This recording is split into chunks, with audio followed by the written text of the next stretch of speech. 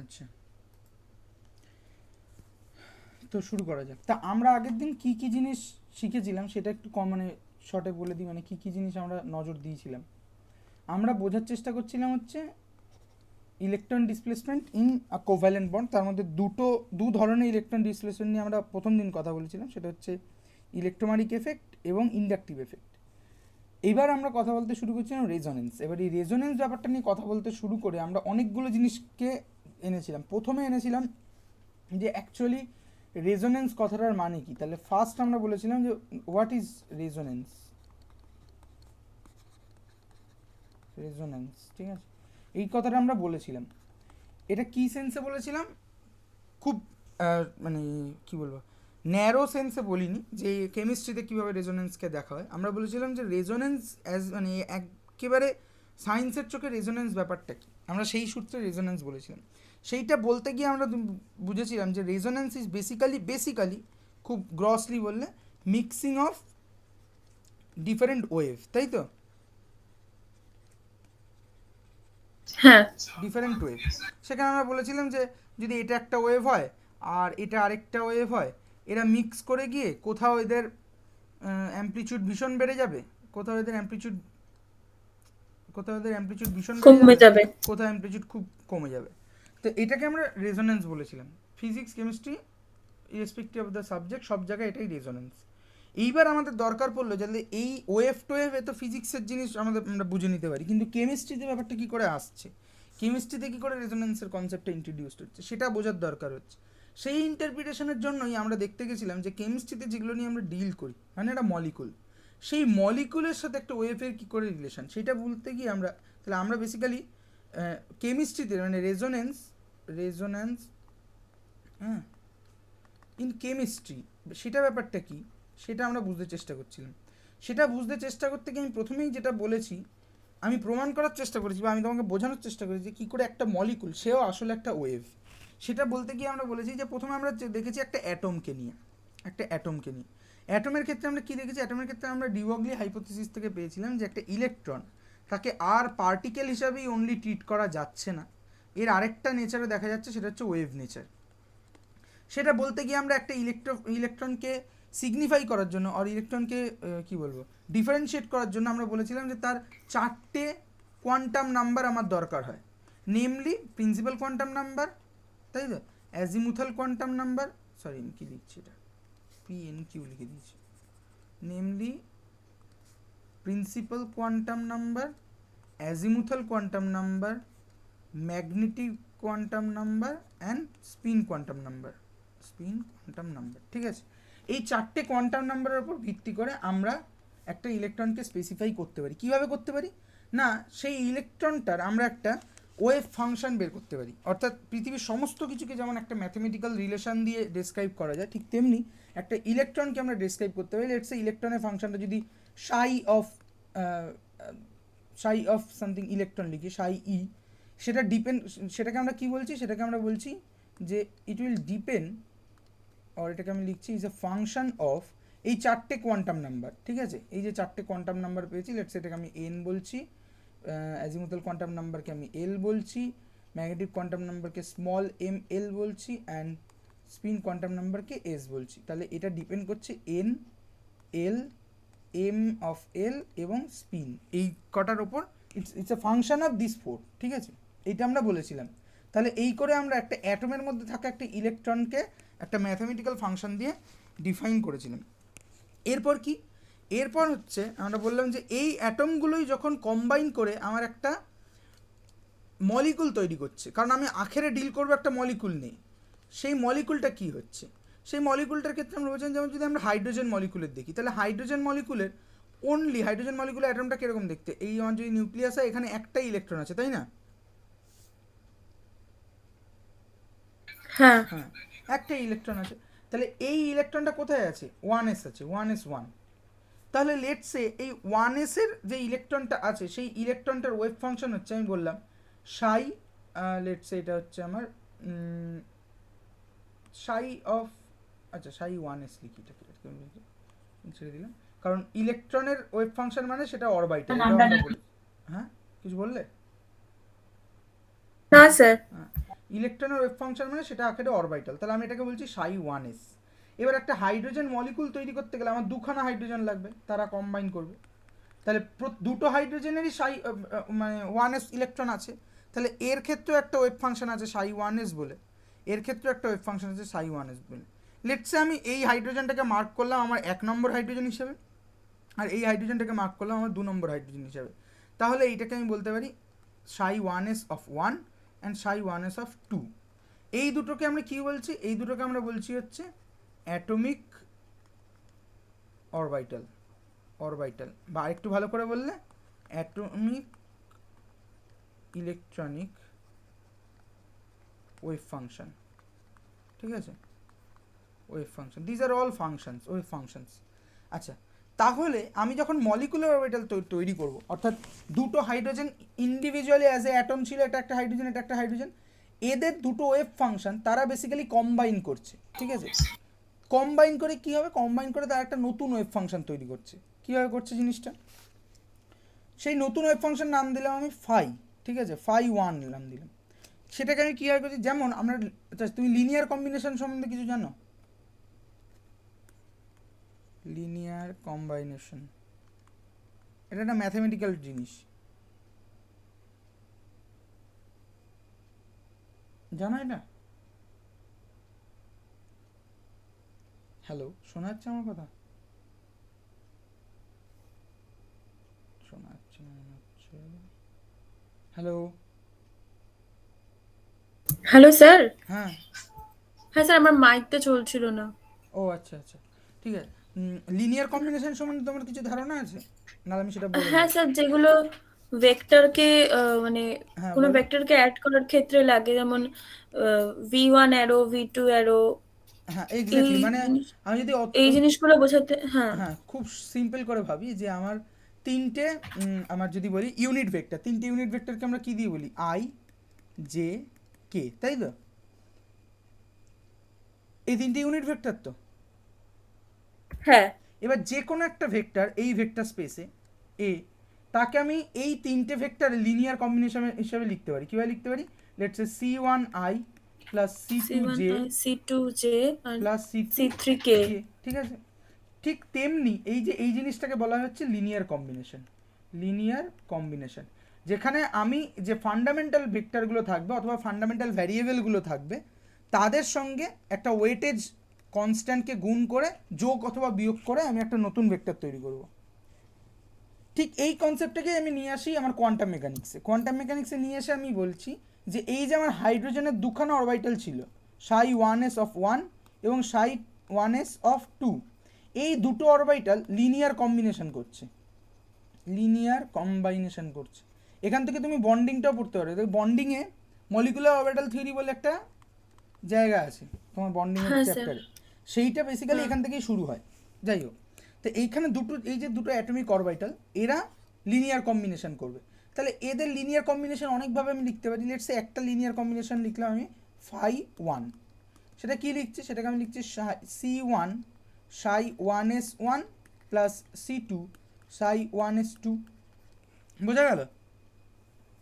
হ্যাঁ আচ্ছা, যেহেতু এখানে দুটো অ্যাটমিক অরবিটাল আছে, আর আর কতগুলো লিনিয়ার কম্বিনেশন পসিবল, আর আরেকটাই পসিবল, সেটা হচ্ছে আমি লিখছি একটা। C1 ড্যাশ সাই 1s1 মাইনাস C2 ড্যাশ সাই 1s2। আচ্ছা, এখানে জিনিস বলার কথা সেটা হচ্ছে যে লিনিয়ার কম্বিনেশন কিন্তু আসলে infinite number of possible, but হ্যাঁ তারা কিন্তু ডিপেন্ডেন্ট হবে একে অপরের, ঠিক আছে, মানে এরকম একটা ব্যাপার হবে যে আমি যদি এখানে C1 এর মানটা চেঞ্জ করে দিই তাহলে যে লিনিয়ার কম্বিনেশনটা পাবো সেটাও একটা অ্যাটমিক অরবিটাল, মলিকুলার অরবিটাল হবে, কিন্তু সেটা এইগুলোর থেকে ডিফারেন্ট হবে না, এইগুলোর উপর ডিপেন্ডেন্ট লিনিয়ার ফাংশন হবে, ঠিক আছে, হ্যাঁ মিউচুয়ালি ডিপেন্ডেন্ট ফাংশন হবে, ইন্ডিপেন্ডেন্ট হবে না। কিন্তু এই দুটো কম্বিনেশন কিন্তু মিউচুয়ালি ইন্ডিপেন্ডেন্ট, তুমি কখনোই কোনো ম্যাথমেটিক্যাল ট্রান্সফরমেশন দ্বারা এখান থেকে এখানে যেতে পারবে না, ঠিক আছে।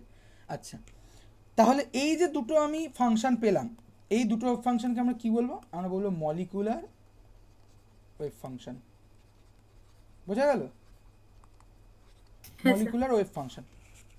এবার এই দুটো মলিকুলার ওয়েভ ফাংশনকে দেখবে তোমার বন্ডিংয়ের চ্যাপ্টারে নাম দেওয়া হয়েছে, মানে কোনটা কি হবে সেটা অঙ্ক করে বলতে হবে, কারণ এই C1 ড্যাশ C1 এদের ভ্যালু কী হবে এসব বের টের করার অনেক পদ্ধতি আছে।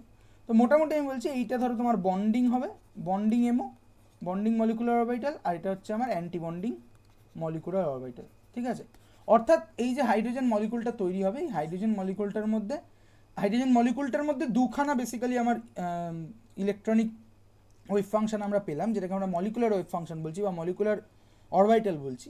সেটা হচ্ছে একটা φ1 অ্যান্ড φ2, তাই তো? বোঝা গেল? হ্যাঁ আচ্ছা, এইখানে আমরা ψ1s আর ψ1s2 এগুলো অ্যাটমিক অরবিটাল, মানে এগুলো এক একটা ওয়েভ ফাংশন, হ্যাঁ তাই তো? মানে এইগুলোর লেখচিত্র যদি আমি আঁকি, গ্রাফ যদি আঁকি, এগুলো আমাকে একটা কী দেবে, একটা একটা ফাংশন, একটা দেবে, ওয়েভের কার্ভ দেবে। সেটা সাইন কার্ভ হতে পারে, কস কার্ভ হতে পারে, বা আদার কিছু হতে পারে, কিন্তু একটা ওয়েভের কার্ভ দেবে। তাহলে এদের লিনিয়ার কম্বাইনেশন করে আমি যে অরবিটালগুলো পাচ্ছি সেগুলো আখের ওয়েভ ফাংশনই হবে। হ্যাঁ অনলি ডিফারেন্স উইল বি যে আমার ψ1s1 বা ψ1s2 এরা হচ্ছে অ্যাটমিক অরবিটাল আর অ্যাটমিক ইলেকট্রনিক ওয়েভ ফাংশন, আর φ1 φ2 হচ্ছে আমার molecular electronic wave function. This is the difference, আর কোনো ডিফারেন্স নেই। তাহলে দেখো, আমরা একটা হাইড্রোজেন মলিকুলকে দুখানা ওয়েভ ফাংশন তারা সাইমেলটেনিয়াসলি এক্সিস্ট করছে। কোন সময় কোন ফর্মটা এক্সিস্ট করছে দেখো, বন্ডিং মানে হচ্ছে এই ওয়েভ ফাংশনটার এনার্জি কম, অর্থাৎ মলিকুলটা এই ওয়েভ ফাংশনেই বেশিরভাগ ক্ষেত্রে এক্সিস্ট করবে যদি না বাইরে থেকে কোনো এক্সাইটেশন পায়। তাহলে আমাদের যেটা বেসিক এজেন্ডা ছিল যে আমরা কি করে একটা মলিকুলকে in terms of wave function দেখতে পারি, সেই এজেন্ডাটা আমরা স্যাটিসফাই করে ফেললাম, তাই তো? হ্যাঁ হ্যাঁ, তাহলে এবার আমরা বুঝে ফেলেছি যে আমরা একটা মলিকুলকে, যে কোনো মলিকুলকে কেমিস্ট্রির, সেটাকে আমরা একটা ওয়েভ ফাংশন হিসেবে ট্রিট করতে পারি। এখানে আমরা যদি একটা বেঞ্জিন দেখি, বেঞ্জিন এরকম দেখতে হয়, অথবা আরেকটা কনফিগারেশন, মানে আরেকটা মডেল হতে পারে এইটা, তাই তো? তা এই দুটোই আমি আগের দিন বোঝানোর চেষ্টা করছিলাম যে এই দুটো ব্যাপারটা কি। এই দুটো ব্যাপারটা হচ্ছে যে আমি সিগমা স্কেলিটন নিয়ে ভাবছি না, সিগমা স্কেলিটন থাকুক, মানে যেটা সিঙ্গেল বন্ডেড স্কেলিটন, আমি ভাবছি ডবল বন্ডেড স্কেলিটন নিয়ে। গল্পটা কি, যে প্রত্যেকটার মাথায় একটা করে ভ্যাকেন্ট পি অরবিটাল আছে। ঠিক আছে, তুমি বেঞ্জিনের বন্ডিং যদি দেখো, ভ্যাকেন্ট পি অরবিটাল আছে।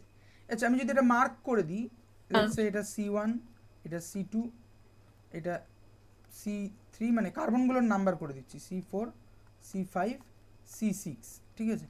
আচ্ছা, এখানে 6খানা মলিকুলার অরবিটাল আছে, তাহলে মিনিমাম 6খানা লিনিয়ার কম্বিনেশন তো পসিবল হবেই, যারা মিউচুয়ালি ইন্ডিপেন্ডেন্ট হবে। হ্যাঁ ঠিক আছে, লিনিয়ারলি ইন্ডিপেন্ডেন্ট হবে। তাহলে এই 6খানা ওয়েভ ফাংশন, 6খানা যে মলিকুলার অরবিটাল হবে, তারা কি করে হবে? তারা এই প্রত্যেকটা কার্বনের মাথায় থাকা যে পি অরবিটালগুলো আছে তাদের বিভিন্ন রকম কম্বিনেশনের জন্য হবে। হ্যাঁ ঠিক আছে, এবার ভাবো, যদি আমরা এরও একটা মলিকুল ভাবি, যেটা এই মলিকুলটার ক্ষেত্রে ভাবছি, যেখানে C1 আর C2 এর মধ্যে প্রমিনেন্ট বন্ডিং হচ্ছে, অর্থাৎ পাই বন্ডটা প্রমিনেন্ট হচ্ছে, কিন্তু C2 আর C3 এর মধ্যে প্রমিনেন্ট বন্ডিং হচ্ছে না। আবার C3 C4 এর মধ্যে প্রমিনেন্ট বন্ডিং হচ্ছে, দেন C5 C6 এর মধ্যে প্রমিনেন্ট বন্ডিং হচ্ছে। তাহলে এর জন্য আমি একটা ওয়েভ ফাংশন হবে, লেটসে সেটা আমি নাম দিলাম, আচ্ছা ফাই অনেকবার দিয়েছি, গুলিয়ে যেতে পারে, কিছুটা নাম দিই আমি, লেটসে থিটা আচ্ছা থিটা রো দিয়েছিলাম, ঠিক আছে, থিটা। ধরো এটার জন্য আমি বললাম θ1, এই ওয়েভ ফাংশনটা। সেমলি আমি যদি আরেকটা বেঞ্জিন নিই, সেই বেঞ্জিনটার ক্ষেত্রে আমি দেখতে পাবো